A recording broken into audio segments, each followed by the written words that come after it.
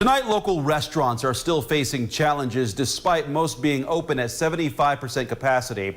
RTV6's Nicole Griffin is in Noblesville speaking with one restaurant owner who says since so many people are still not comfortable with eating out, business has not been consistent.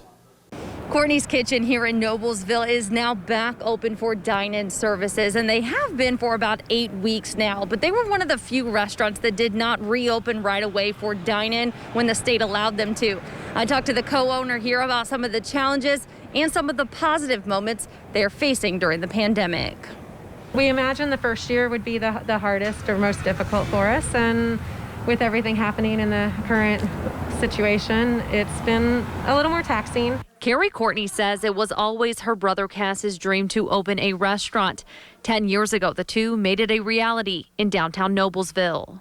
I have everywhere from my dad is the breakfast cook, so that's why we only have breakfast on Saturdays, so that he can come in and do his breakfast cooking. My mom is a full-time worker through the week. My aunt makes all the homemade pies. During the pandemic, the Courtney family is continuing to adapt to changes just to stay open.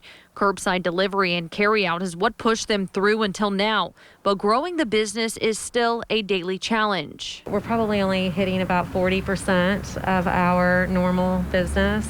So that takes a hit. So you try to force yourself to be more creative and try to enact more things, but you can't, but you're so limited.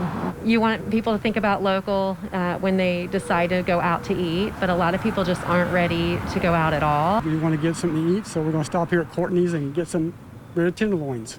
It's my first time being here. Tim Profit wants to support local businesses, but like others, he's still not quite ready to dine in, despite all the steps the restaurant is taking to keep people safe.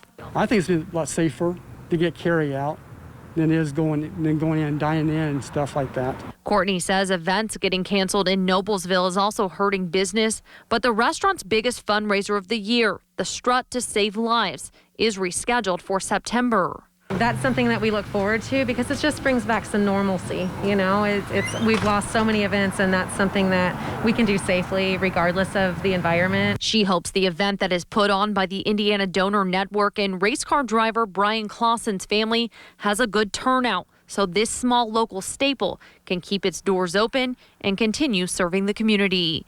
Working for you in Noblesville, Nicole Griffin, RTV6.